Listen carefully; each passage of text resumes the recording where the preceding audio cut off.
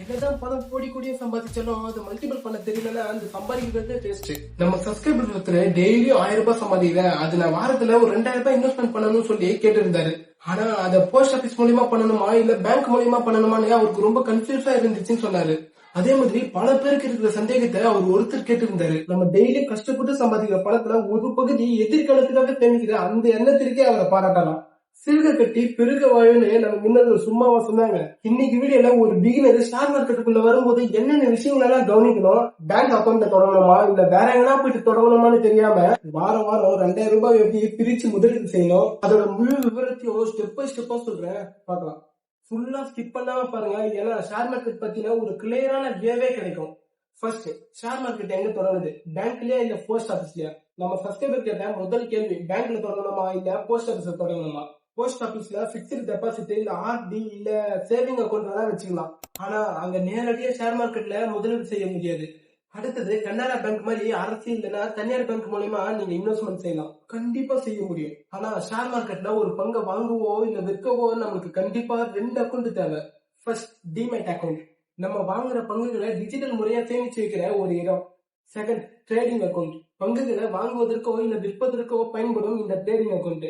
Bank மூலியமா இந்த account தொடங்க போகும்போது, அதாவது 3-in-1 அக்கௌண்ட் சொல்லுவாங்க. Savings account, demat account, trading account சொல்லுவாங்க. ஆனா பேங்க் அக்கௌண்ட்ல நீங்க ஆரம்பிக்கும் போது வருடத்தில பராமரிப்பு கட்டணங்கள், அதாவது ஆனுவல் மெயின்டெனன்ஸ் சார்ஜ் சொல்லுவாங்க. ஒரு பங்கை வாங்கும் போது பிடிக்கப்படும் புரோக்கரேஜ் கட்டணமும் கொஞ்சம் கூடுதலா இருக்க வாய்ப்பு இருக்கு. இதுக்கு பதிலா இன்னைக்கு இந்தியா பங்கு சந்தையில வருமான செபி அமைப்பால் அங்கீகரிக்கப்பட்ட சில முன்னணி புரோக்கர்ஸ் இருக்காங்க. அவங்க கிட்ட மொபைல் மூலியமாவே நீங்க கட்டணம் மூலியமாவோ இல்ல கட்டணமே இல்லாம டிமேட் அக்கௌண்ட்டை ஓபன் பண்ணிக்கலாம். உங்களுடைய எந்த பேங்க் அக்கௌண்டா இருந்தாலும் அந்த டிமேட் அக்கௌண்ட்டை நீங்க இணைச்சிக்கலாம்.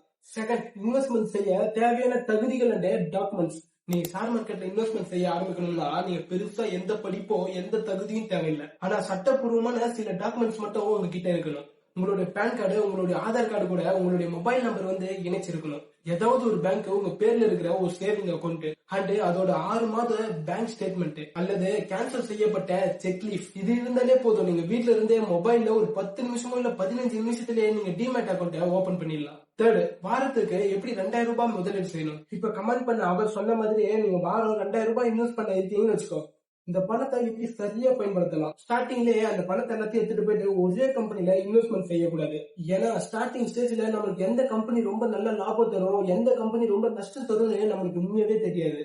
அதனால உங்களுக்கு 2 சிறந்த வழி இருக்கு. ஃபர்ஸ்ட், மியூச்சுவல் ஃபண்ட்ஸ், எஸ்ஐபி முறை. உங்களுக்கு ஷேர் மார்க்கெட் பத்தி டெய்லி கவனிச்சு பார்க்க நேரம் இல்ல, ஆனா மார்க்கெட்டோட வளர்ச்சியை பயன்படுத்தணும்னு நினைச்சா மியூச்சுவல் ஃபண்ட்ஸ் தான் மிக சிறந்த வழி. இதுல எஸ்ஐபி, சிஸ்டமேட்டிக் இன்வெஸ்ட்மெண்ட்காக சொல்லுவாங்க. வாரம் வாரம் 2000 ரூபாய் அப்படின்னா மாசத்துக்கு 8000 ரூபாய் ஆகுது. இதை நீங்க ஒரு நல்ல இண்டெக்ஸ் ஃபண்ட் இல்ல அப்படின்னா லார்ஜ் கேப்ல முதலீடு செய்யலாம். இண்டெக்ஸ் ஃபண்ட் தான் ஒண்ணு இல்லைங்க, இந்தியாவில் இருக்கிற ஒரு டாப் 50 கம்பெனில உங்களுடைய பணத்தை வந்து பிரிச்சு முதலீடு பண்ணுவாங்க. இதனால ரிஸ்க் வந்து ரொம்பவே குறைவு.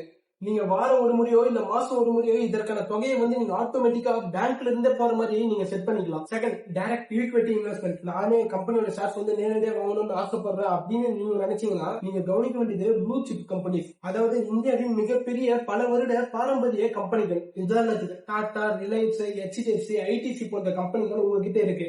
வாரம் தீரம் 2000 ரூபாய் கொண்டு ஒரு பங்கு விதத்தை வாங்கி உங்க டிமேட் அக்கௌண்ட்ல சேர்த்துக்கிட்டே இருக்கலாம். விலை குறையும் போது இன்னும் கொஞ்சம் நீங்க சேர்த்தே வாங்கலாம். ஃபோர்த், பிகினர் பண்ணக்கூடாத தவறுகள். ஆரம்பத்துல மார்க்கெட்டுக்குள்ள வரும்போது எல்லாரும் பண்ற தப்ப நீங்களும் கண்டிப்பா பண்ணிடவே கூடாது. ஃபர்ஸ்ட், ட்ரேடிங் செய்யவே வேணாம். இன்னைக்கு பணத்தை போட்டு நாளைக்கு லாபத்தை எடுக்கணும்னு நினைக்கிற interday trading and futures and options F&O சொல்லுவாங்க. இந்த பக்கமே நீங்க போயிடாதீங்க, அதுல நஷ்டம் வர அதிகமா வாய்ப்பு இருக்கு. நம்ம செய்ய வேண்டியது இன்வெஸ்ட்மெண்ட், அதாவது நீண்ட காலத்துக்கு நம்ம ஷேர்களை சேமிப்பது. செகண்ட், கடனை மட்டும் வாங்கி முதலீடு செய்யவே கூடாது. உங்களுடைய சொந்த வருமானம் ஒரு 1000 ரூபாய் இருக்குன்னா அதுல வந்து நீங்க மிச்சம் பிடிச்சுதான் நீங்க முதலீடு செய்யணும், தவிர ஃப்ரெண்ட்ஸ் கிட்டயோ இல்ல பேங்க்ல போய் நீங்க லோன் வாங்கியோ இன்வெஸ்ட்மெண்ட் செய்யவே கூடாது. தேர்ட், பொய்யான தகவல்களை நம்பாதீங்க. டெலிகிராம்ல இல்ல யூடியூப்ல வர இந்த பங்கு வாங்கலாம் நீங்க ஒரே நல்ல டபுள் மடங்கு சம்பாதிச்சலாம்னு சொல்றாங்கல்ல, இதெல்லாம் மட்டும் நீங்க சத்தியமா நம்பிக்காதீங்க. ஏன்னா இதெல்லாம் தான் உங்களை ஆசை தூண்டி விட்டு பொய்யான ஒரு விளம்பரத்தை காட்டி உங்களை உள்ள இழுத்து போயிடுவாங்க. நம்பி ஏமாறாதீங்க. சுருக்கமா சொல்லணும்னா, நம்ம சம்பாதிக்கிற பணத்துல வாரம் வாரம் ஒரு 2000 ரூபாய் சேமிக்க நினைக்கிறது உண்மையிலே மிகச்சிறந்த முதலீட்டு பயணம். இதுக்கு நீங்க செய்ய வேண்டிய முதல் வேலை, ஒரு நல்ல டிஜிட்டல் புரோக்கர் மூலமா உங்க மொபைல்லயே நீங்க டிமேட் அக்கௌண்ட்டை ஓபன் பண்ணுங்க. உங்க பேங்க் அக்கௌண்ட் கனரா பேங்கா இருந்தா அந்த டிமேட் அக்கௌண்ட் வந்து கனரா பேங்க் கூட இணைச்சு வைங்க. ஸ்டார்டிங் ரிஸ்க் இல்லாத மியூச்சுவல் ஃபண்ட்ஸ் அல்லது இந்தியாவில் இருக்கிற டாப் கம்பெனிகள்ல நீங்க கொஞ்சம் கொஞ்சமா முதலீடு செய்ய ஆரம்பிங்க. மார்க்கெட் ஏறும் போதோ இறங்கும் போதோ நீங்க பயப்படாம இன்வெஸ்ட்மெண்ட் செஞ்சுட்டே இருந்தா லாங் டைம் மிகப்பெரிய தொகையை உங்களால சேர்க்க முடியும். முயற்சி உடையார் இகழ்ச்சி அடையார் சொல்லுவாங்க. உங்களுடைய இந்த புதிய முயற்சிக்கு என்னுடைய இந்த மனமார்ந்த வாழ்த்துக்கள். இந்த வீடியோ உங்களுக்கு யூஸ்ஃபுல்லா இருந்தால் லைக் பண்ணுங்க. அண்ட் உங்க ஃப்ரெண்ட்ஸ் அண்ட் ஃபேமிலிக்கு இதை கண்டிப்பா ஷேர் பண்ணுங்க. இதே மாதிரி உங்களுக்கு வேற என்ன இன்வெஸ்ட்மெண்ட் பத்தி ஏதாவது டவுட் இருந்தா கண்டிப்பா எனக்கு கமெண்ட்ல சொல்லுங்க. உங்களை நெக்ஸ்ட் பவர்ஃபுல்லான கண்டென்ட்டோட சந்திக்கிறேன்.